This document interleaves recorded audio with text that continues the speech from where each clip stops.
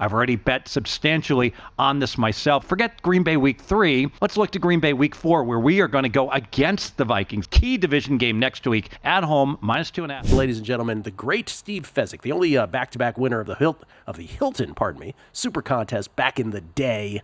It's still the 21st century when he won it. No jokes from everybody. I know some people are like, hey, wasn't that around the 20th century? No, still this century. Steve joins us now, not courtesy of the Progressive Guest Line, but in studio. How you doing, man? So already one interruption.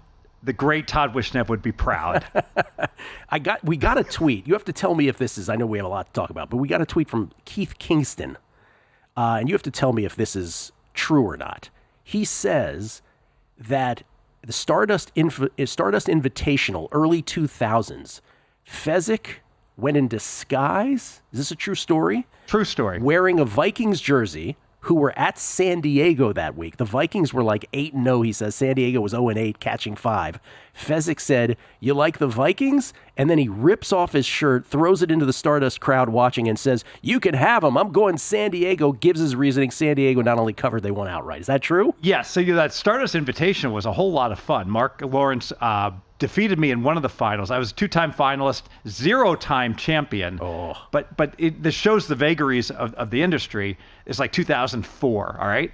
And I go 1-5-1, and I'm like immediately annihilated on social media. But Ed Salmon's very sharp handicapper at the Westgate still went 1-6. So I actually survive and advance the very next week. Yeah. 7-0, the only guy to do it other than Kevin O'Neill, who had done it before me. And so I never get to play that next week, if not for the Ed Salmon's collapse that week.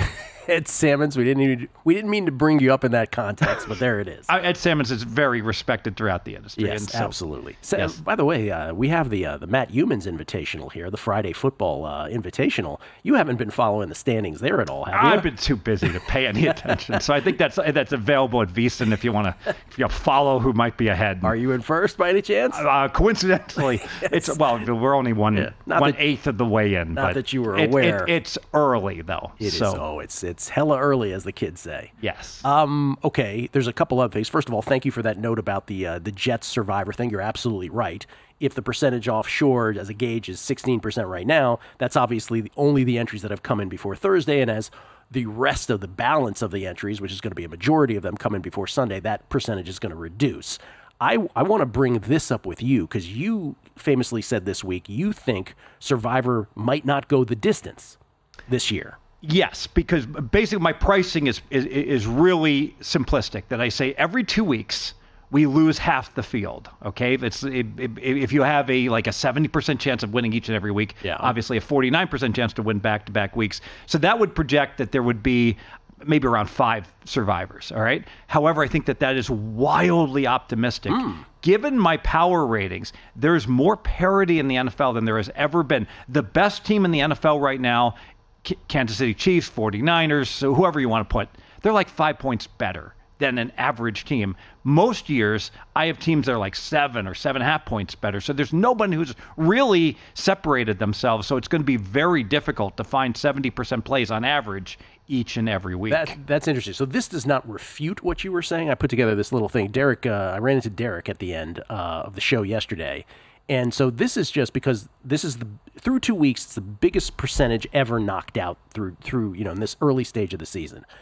But by number, right, because it's 14,266 entries, what you'll see in this graphic here is the percentage of entries knocked out in each of the first 2 weeks of the 5 years of Survivor, and then to the right of that in parentheses are the number of entries that are left. So even though, if you go to the bottom here, even though after week 2, 72.8% the record through 2 weeks of 2024 Circus Survivors are out, Circus Survivor entries are out, it still means that there are more entries singularly left, after at least right now than there ever have been. Now we'll see if it gets below the 29-17 from 2021 after week 3 or the 24-79 that were after week 3 that were left after week 3 last year. But they're still, and all of these previous ones have gotten to the end, right? They never ended beforehand in various forms. Sometimes it's 5 people. Sometimes the first year it was like 35 people got to the end. But I don't know, from a sheer entry standpoint, if history is any indication, and I understand what you're saying because that would be a difference, but if history is any indication, we probably do get to the end. Yeah, I still project we get to the end, and we have a few just winners. With 5. Yeah. And what's critical, obviously, is for me to be right that there's only going to be a few winners. I'm going to need one of the biggest favorites to go down. Yes. And that will wreak havoc later in the year, especially the Christmas and the Thanksgiving weeks. That if you get if Dallas loses to the Giants, whammo, there goes 3/4 of the remainders. Whammo. What game show was that? Whammo? I think it was like a Powerball. Oh, okay. I'm not it was sure. Some game show. Whammo. Okay, like last week. So last week you came in here and you gave, that was before week 2, you gave a pick for week 3. And you were ahead of the line. Remember the game? Vikings +4. That's right. Reduced VIG. Yes. So now the Vikings, Houston, everyone is debating, wait a minute, Houston's like a 1.5, 2-point favorite. Who do we like? Do I have to pay you $40? No, because I gave it out last week. Right. There will be no fine, Will Hill. No You fine. just work on that Bet More, Win More podcast of yours. So we got the +4 in pocket that we disclosed last week on Vikings. And now it's less than 3. Okay, you have a similar thing for week 4? Yes, and so what's happening, the scuttlebutt this week, a lot of people following Jordan Love. Green Bay, is he going to play? Is he not going to play? He's not playing. It's a fugazi, people. We bet Tennessee. We're happy with Tennessee. That's a fine because the line's gone up. Okay, I still would like Tennessee -2.5. But the key here is that the fact that Love shows up at practice and is pretending to play makes it more likely he actually is going to play key division game next week. So forget week 3. Forget Green Bay week 3. Let's look to Green Bay week 4, where we are going to go against the Vikings. Now we're going to take the Packers, huge home field, at home, -2.5, and bonus play. We're going to play over 42.5. Oh. These are both available at DraftKings and at Bet Rivers as we speak right now. I've already bet substantially on this myself. I bet it over at the Westgate. And I'd be shocked if Love didn't play week 4. So we're going to get on this before the line goes up above 3, and we're going to lay 2.5 and over 42.5. That's the working assumption, that Jordan Love will be playing next week. And if Jordan Love doesn't play next week, then all this is I have terrible bad bets, advice. but I believe 90% Love will play. Okay. 90%. And it was never really going to happen this week either. Exactly. And I'm the guy that was screaming. Literally, I was doing a live show, and money started. I really think and this happens to me in the NBA, where I'm not living and breathing it, and I see, LeBron James has been upgraded to questionable, and quick, bet the Lakers. That's what happened with the odds screens, and I was like, this is a fugazi. He's not playing, know, and yet all these money, the B bettors are betting +2.5 on Green Bay this week against Tennessee when they could be getting 3 at post. What is your Circa Millions record right now? I have 5 entries, and the best one's 5-4-1. I think the worst one is 3-7. Oh, a slow start for Impossible to do well in Circa Millions. I think the consensus is 1-9. So if you play good numbers, you are not going to be doing well. By contrast, in the Westgate contest, I've got a couple entries 7-3, most of them 6-4. And why have I done better? Just because the way that they've shaded their numbers has been much more favorable to a guy like me that won't play a bad number in a contest. And we said this last week, that your strategy of the way that you play, and again, for those who missed it, Steve is really looking to you're always looking to get the best of the number, not only in real life, but in these contests, and you play it in a way that has more often than not gotten you to be very competitive. He won 2, obviously, but last year you finished a dismal 24th, was it? 21st, even worse. Faded last year. miserably down the stretch, picking 50% the final 4 weeks. But it doesn't always work, right? There are some years where the best of it, number-wise, doesn't manifest. Absolutely, They have 100%. to do their job, too. So when we come back, more with Fezzik, including why he feels so strongly about the Chargers this week. Get his entire dissertation on this on the other side. Steve Fezzik on a numbers game at VSiN, Sports Betting Network. We get tweets at Beating the Book. Expert. X_spurt.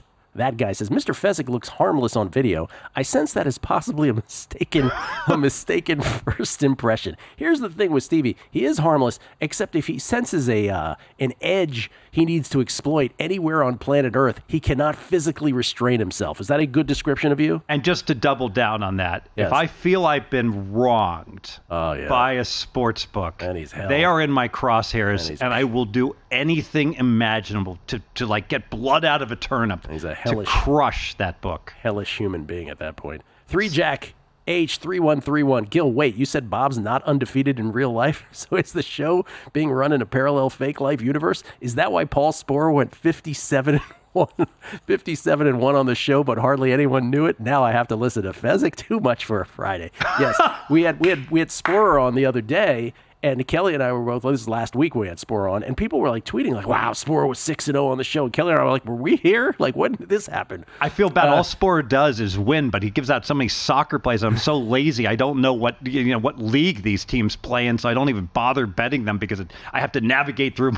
I'm in the wrong league. You mean Paul Carr? Wrong Paul. You're talking about. Even I'm talking worse. About baseball sport. Even worse. David Newell. If we're talking about who. If we're talking about who was on Shohei first, I pulled a bird move and drafted him for $1 with my last pick in my fantasy league when he was still in Japan. That is a total Red Auerbach drafting Larry Bird maneuver a year in advance. Good job, David Newell. You win. Keno Walker. Since Kelly brought up the commercial conversation, the Bill 80 commercial has to be top 10. Love it. He's referring, Keno is, to the Bill 80, what's Brent's words? Bill's late nights become your mornings. That kind of thing. Then and only then can the writing begin. Where Kelly overacts, he nods like really, it's a great commercial. And finally, Doug Boyle, our survivor pool, which is run by one of your VSiN staff. Is somebody here running a rogue survivor pool? Has already ended. Started with 46, and after this past week, it was down to 2 players who decided to cut the pot. Really? They cut a 46-player pot. We already started Survivor 2 with 42 players. Crazy season. There you go. Okay. Before we get to your Chargers dissertation here, why you like them so much this week, and maybe, and by the way, maybe I don't know. Maybe it's a teaser leg. Is it teaser or side? It's the teaser leg. Okay, it's the teaser leg. We'll get to that.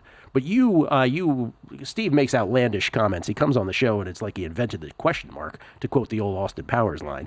But you take credit for saying pre-flop first, which I've been saying for years, but you're taking credit for. You said it pre-flop. I've been saying it for decades. Decades wins. I have not been saying it for decades. So pre-flop as applied to sports betting. Obviously, it's a poker term. But you want to now go on record and coin another phrase. Yeah, so we're all familiar with CMOs, collateralized mortgage options. I don't think we all are, but some are. Go yes. see The Big Short. Fantastic movie talking about that. Great book, great movie. So CSOs, collateralized survivor options. Explain. So everyone who's still alive in Circa Survivor has right now a entry that's worth about $3,700, all right? And so they quantify the value. And of course, some are worth a little bit more or a little bit less, depending upon whether you've got a good path or a bad path, etc. But as we go deeper and deeper, they become worth $10,000, $50,000. And so we start swapping. So one of the best ways to if you have a survivor and it's all your own, let's say Gilly has a survivor and I have a survivor, it's like, I'll do a swap. I'll give you 10% of mine. You give me 10% of yours. And then we start selling shares of them. These are CSO options. And then people sell options on the options. I get options. I sell them to Bill. Bill Crackman sells them to me. And it's like this Big Short where all these different like CMOs, CSOs are being traded back and forth. And you just lose track of what the liabilities and the assets are. What's the fine? If I hear anybody else saying collateralized survivor options, which, by the way, I don't know if that's going to catch on, Stevie, to be honest with you, but if I do hear it, what's the fine? So we're going to stop with the fines and we're going to go with royalties. Oh, okay. So what we're looking for is royalties moving forward. Smart. All right. Chargers teaser leg. Why do you love it so? All right. So it checks all the boxes. So you've got the Wong teaser. That's where we take a +2, plus or minus a half. So +1/2, a +2, a +2.5. We take a +1/2 up to +7.5. We already like that. All right. By the way, you're going to play 6-point teaser. You got to be playing at -120. Can't be laying more than that in Vegas. The teasers are done. So every single book now charges more than -120. So you have to play it at places like DraftKings or Bookmaker, a place like that still has the good pricing. Here's why I really like it. I love the West Coast team that has the Kumbaya trip back east. So the Niners famously have done this several times. One time, I think they spent a week at the Greenbrier in West Virginia. Yes. They spent a week in Ohio where they just pounded the two Ohio teams. And it just seems to make so much sense that to avoid all the distractions and just have that week. Now, you don't have the excessive travel, and everyone can focus in North Carolina and then go to Pittsburgh. So because of that, it's very rare that a team would lay an egg in that situation. Further, I really like the low total being right around 36. And so because of that, I expect a lower scoring game. And I love the way the Steelers are winning. Not with offense, run the ball, play really good defense. If they get a touchdown, that should be sufficient, not necessary to win the game. So bottom line is, I don't know who's going to win this game. I don't love the Chargers, but I love the final score in this game to be 20-17. Yeah. And who cares who wins? Let's tease the Chargers. Steelers 2-0 with one touchdown, to your point.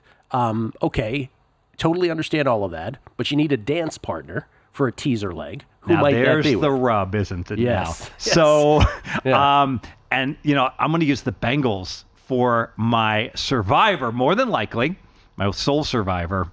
And how many did you start with? 7. So man. I'm not the guy to be asking about that. Yeah. So why not just shove all my chips in with the Bengals? But the nice thing about that is because the Bengals game is Monday night, so you can earn off of it. So you could put the Bengals in your second leg, and then right before kickoff, assuming the Chargers don't charger me, but when Chargers charger, they oftentimes, I know they lost by 40 to the Raiders, but the Chargers used to lose a lot of close games, maybe not so much with Harbaugh, but as long as you get the first leg of the teaser in, now similar to these CSOs, we can just earn off of it because then we can play some Washington plus 7.5, and we can go ahead and play a little money line with Washington and lock in a profit. And in those situations where one of the teaser legs is hit, and you then can make a decision, what percentage of time do you actually manipulate? It depends what my numbers say. Yeah. So I actually only make the Bengals a 7-point favorite, but my gut says no way Burrow and company are going 0-3. Mine too. They're going to find a way to win. Too. Washington can't score touchdowns,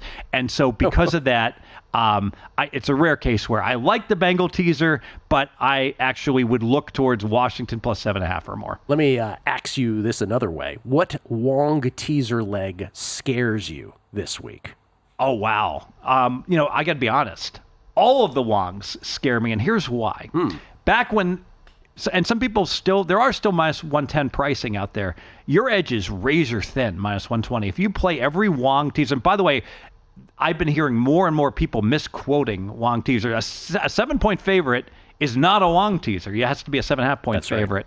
Right. A 6.5-point favorite is absolutely not a Wong teaser, and a road favorite is not a Wong teaser ever. All right? It has to be a home favorite. It has to be minus 7.5 to minus 8.5. But because of the razor thin edge that you have at minus 120, they all scare me. And frankly, it was a huge part of my portfolio when I could lay minus 110 on teasers. Now it's a very minor part of my portfolio because of that. Because, again, the higher the juice, the more your break-even percentage, the higher your break-even percentage is. So it just gets more and more difficult. On each leg minus 280. So like let's say you teased the Jets last night. Congratulations, you won.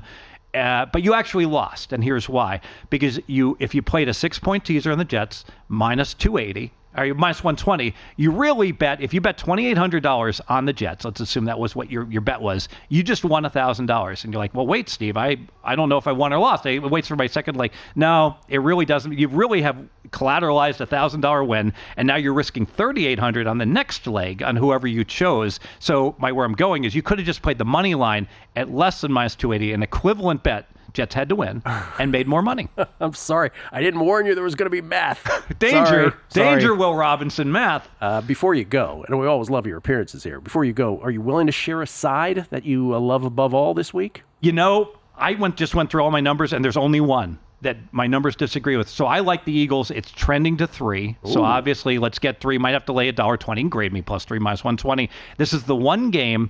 Look at the season wins for both these teams. I know A.J. Brown is injured, all right? Mm-hmm. But Philly is 1-1. New Orleans is 2-0. And everyone's like, well, New Orleans is better than Philly. But the market doesn't believe that because the season win number, you can bet this today, Philly is 10.75, meaning 10.5 juice to the over. New Orleans is 10.5, juice to the under. So the market is emphatically saying Philly is not just better, but they're significantly better than New Orleans. Now, maybe without their number one wide receiver, maybe the teams are almost equal, but it would still point to Philly being the better team, catching 3. I know it's a huge home field in New Orleans, and that's a concern, but catching 3 in a good bounce back spot with everyone second guessing your coaching staff, I have to take Philly. We'll work on your pronunciation of it, New Orleans. But other than that, I understand everything you're saying. Well, so there it is. So Philadelphia, the one side that you love. And really beyond that, you don't love anything. That's right. Yeah, I'm kind of the same way in terms of just the overall scope. Steve Fezzik, everybody, at Fezzik Sports on Twitter. Try not to judge him for how he acts on Twitter. Thank you, sir, as always. That's Voldemort. That's Voldemort Fezzik. It's a different person. Steve Fezzik on the show. Thanks for watching, but don't let the betting insights end here. If you want an extra edge this football season, you can get a month of VSiN Pro right now, absolutely free. That means access to our betting insights, analysis, and tools like our betting splits at 0 cost to you. Click the link in the description to sign up.